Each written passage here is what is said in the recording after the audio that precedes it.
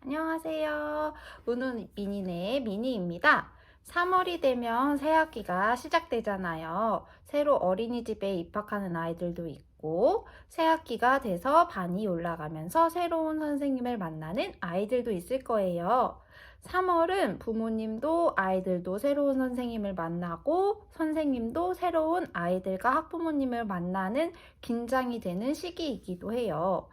3월에 형성된 선생님과의 긍정적인 관계는 아이들의 1년 동안 어린이집 생활에 중요한 영향을 미치게 되는데요. 그러기 위해서는 어린이집에 보낼 때 지켜야 하는 기본적인 부분들은 부모님께서 지키고 챙겨주셔야 하고, 또한 선생님에게 나는 우리 아이에게 관심이 많고 애정이 많은 학부모라는 것을 알려줄 필요가 있어요. 그래서 오늘은 아이를 어린이집에 보낼 때 부모님들께서 지켜야 하는 기본적인 부분들과 교사가 봤을 때 예의는 있지만 예리한 학부모구나 하는 생각이 들게 하기 위해서 어떻게 해야 하는지 자세히 이야기를 나눠보도록 할게요. 먼저 어린이집에 보낼 때 지켜야 하는 부분들, 교사에게 지켜야 하는 예의들에 대해서 말씀을 드릴게요. 첫 번째로 긍정적인 관계의 기본은 인사라는 것을 말씀을 드리고 싶어요. 모든 인간관계가 그렇듯이 기본은 인사로부터 시작이 돼요. 등원할 때, 하원할 때 선생님과 마주치게 될 텐데 늘 밝은 모습으로 그리고 큰 목소리로 인사를 하는 게 중요하다는 생각이 들어요. 가끔 학부모님들 중에서 아이한테 선생님한테 인사해야지 하고 아이만 인사를 시키거나 기분이 좋지 않은 일이 있을 때에는 그냥 고개만 끄덕하고 가시는 분들도 있고 그냥 가시는 분들도 계셔요. 선생님들도 사람이잖아요. 그래서 인사를 받고 기분 좋게 하루를 시작하고 마무리하는 건 중요한 일이니까 인사는 꼭 밝게 그리고 아이와 함께 해주셔서 선생님에게 부모님의 긍정적인 이미지를 형성해 주시면 좋을 것 같아요. 두 번째로 등원할 때는 깔끔하게 등원시키는 게 중요하다고 생각이 돼요. 어린이집에 등원할 때 가정에서 기본적으로 꼭 챙겨주셔야 할 부분을 준비해서 등원을 시켜주시는 게 좋아요. 저 같은 경우에는 양치, 세수, 로션 바르기, 깨끗한 옷으로 갈아입고 기저귀 가는 것, 그리고 손톱 체크는 등원 전에 꼭 시키고 있는데요. 손톱은 아직 아이들이 자기 조절이 어려워서 다른 아이에게 상처를 입힐 수도 있으니까 꼭 짧게 다듬어서 등원을 시켜주셔야 해요. 손톱으로 난 흉터는 흉지는 경우가 종종 있거든요. 가끔 밤기저귀도 갈지 않고 아이를 보내거나 옷도 내복으로 입혀서 보내시고 갈아입혀 주세요 하고 부탁을 하시는 학부모님들이 계시기도 해요. 가끔은 물론 이해를 하지만 늘 준비가 안 된 모습으로 아이가 등원을 한다면 당연히 깔끔하게 등원하는 아이들과 비교가 될 수밖에 없어요. 교사는 아이를 돌봐줘야 하는 게 맞기는 하지만 용모 체크나 깔끔한 옷차림으로 아이들을 등원시키는 건 부모님의 역할이니까 깔끔하게 아이를 등원시킬 수 있도록 노력해 주시라고 말씀을 드리고 싶어요. 세 번째로 퀴즈노트 답변 및 공지사항 체크를 중요하게 확인하라고 말씀드리고 싶어요. 어린이집에서는 퀴즈노트로 선생님과 소통을 하게 되는데요. 퀴즈노트로 아이의 하루 일과나 아이들의 활동 사진을 공유해 주시는데 읽고 나서 답장을 적는 게 저는 예의라고 생각을 해요. 매일 답장을 적기가 힘들다면 이틀에 한 번이라도 답변을 적어야 교사도 학부모님께서 읽고 계시는구나 알 수 있게 되고 감사의 말 한마디 글 적어주시는 게 교사에게 큰 힘이 되기도 하거든요.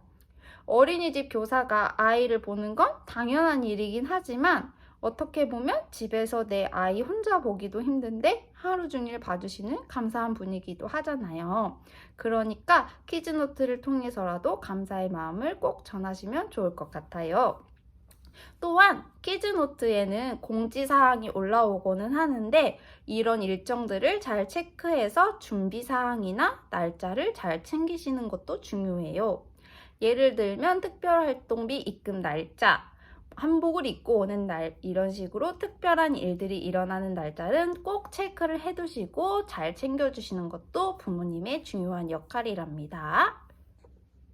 네 번째로 교사에게 연락은 근무 시간에만 드리라고 말씀을 드리고 싶어요.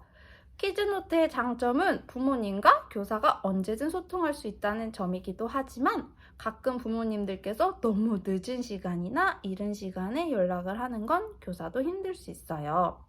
교사도 퇴근하면 개인 시간이 있고 개인 활동을 하는데 너무 밤늦게 연락을 한다든지 너무 일찍 연락을 하면은 선생님이 당연히 부담이 될 수밖에 없거든요. 그러니까 중요한 전달 사항은 선생님들이 어린이집에 계시는 시간을 활용해서 전달하시는 게 예의라고 생각을 합니다. 마지막으로 지나친 요구는 자제하라고 말씀을 드리고 싶어요.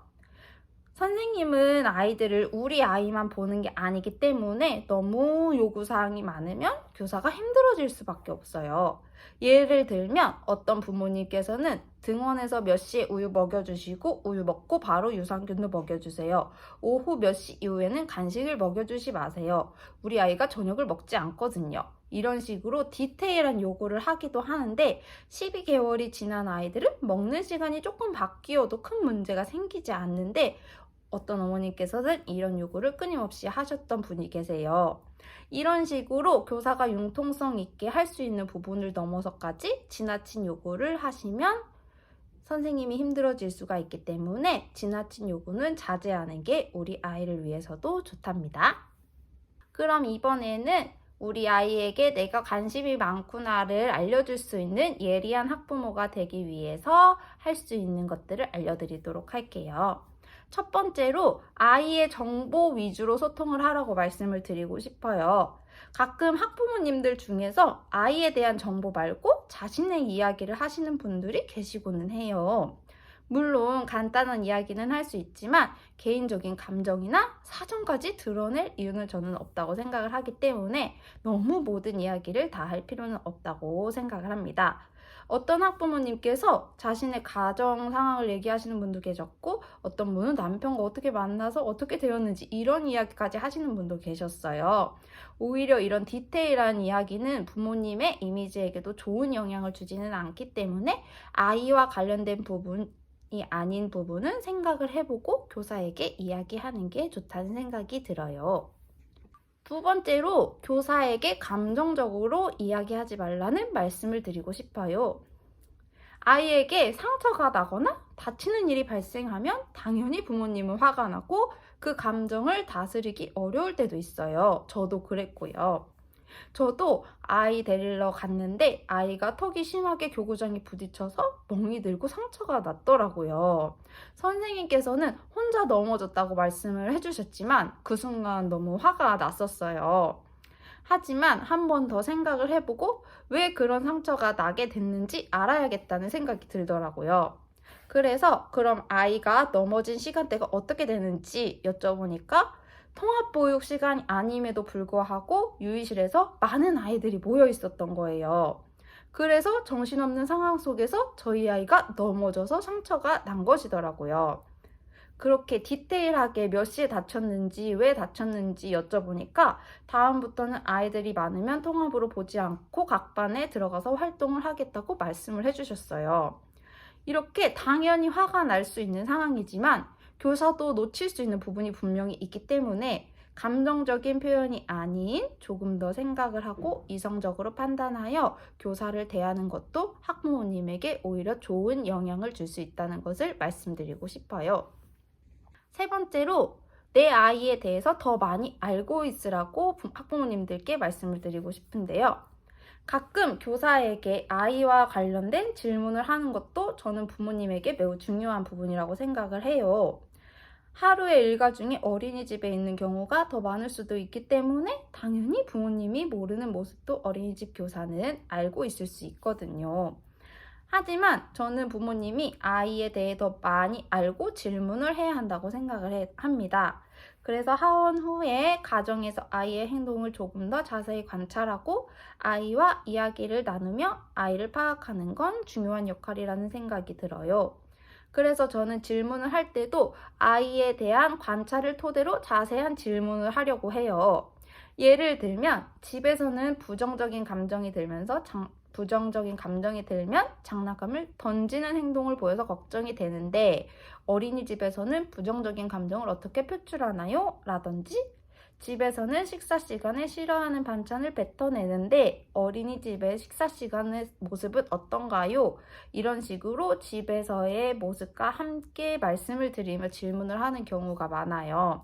이렇게 질문을 하면 교사도 부모님이 우리 아이에 대해 많이 파악하고 계시구나. 그만큼 관심도가 높구나 하고 생각을 하게 되고 조금 더 전문적인 답변을 하기 위해서 생각을 하게 된답니다. 네 번째로 선생님과 만나는 시간을 잘 활용하라고 말씀을 드리고 싶어요. 선생님은 우리 아이만 봐주시는 게 아니기 때문에 사실 소통할 수 있는 시간이 많지는 않아요. 하지만 하원 시간에 대부분 만나게 되고 학기마다 상담이 있기 때문에 그 시간을 잘 활용하시는 게 좋은데요. 저는 하원 시간에 미리 여쭤볼 간단한 질문을 생각해 가기도 하는데 하원 시간에 이루어지는 상담은 사실 길게 이루어지기는 힘들어요. 다른 아이들도 있기 때문이죠. 그래서 간단한 질문을 생각해 가지만 만약에 교사가 아이와 잘 상호작용을 하지 않았거나 잘 아이를 관찰하지 않았다면 멈칫하게 되는 질문들도 사실 종종 하려고 해요. 퀴즈노트 같은 경우에는 교사가 생각을 하고 답변을 할 시간이 충분하기 때문에 당연히 자세한 답변이 돌아와요. 하지만 하원 시간에 질문을 했을 때 바로 대답을 해야 하니까 만약 아이를 제대로 파악하지 못했다면 답변을 하실 때 조금 티가 날 수밖에 없거든요. 그래서 저는 우리 아이가 요즘 즐겨하는 놀이는 뭔지, 자주 하는 단어나 이야기가 있는지, 행동 특성이 있는지 이런 디테일한 생활 속 질문들을 하기도 하고요. 그리고 학기 상담에는 교사가 주도적으로 이야기해서 상담을 하는 걸 들어주시는 것도 중요하지만 부모님께서 아이에 대한 질문 리스트를 만들어서 상담 시간을 잘 활용하는 것도 중요하다는 것을 말씀을 드리고 싶답니다. 마지막으로 평균적인 아이들의 발달 상황과 비교한 질문을 종종 하라고 말씀을 드리고 싶어요. 저는 또래와 발달을 비교하는 내용도 종종 여쭤보기도 해요.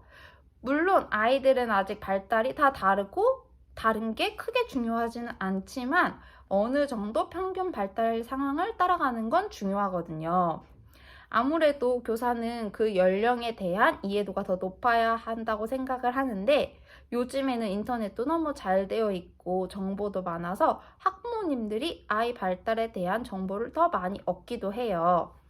하지만 그만큼 교사도 잘 알고 있어야 하는 부분이라고 생각을 해서 저희 아이가 이런 행동을 하는데 이 시기에 원래 그런 행동을 보이는지 왜 그런 건지 이렇게 발달과 관련하여 자세한 질문을 하기도 한답니다. 오늘은 이렇게 어린이집에 보낼 때 학부모님들께서 지켜주셨으면 하는 예절들과 아이를 사랑하고 관심이 많고 예리한 학부모라는 것을 보여주기 위한 방법들을 몇 가지 소개해 보았는데요. 저의 의견은 참고하셔서 부모님만의 방법을 정해서 선생님과 좋은 관계를 형성하고 아이의 행복한 어린이집 생활을 도와주시길 바라며 영상을 마치도록 하겠습니다. 감사합니다.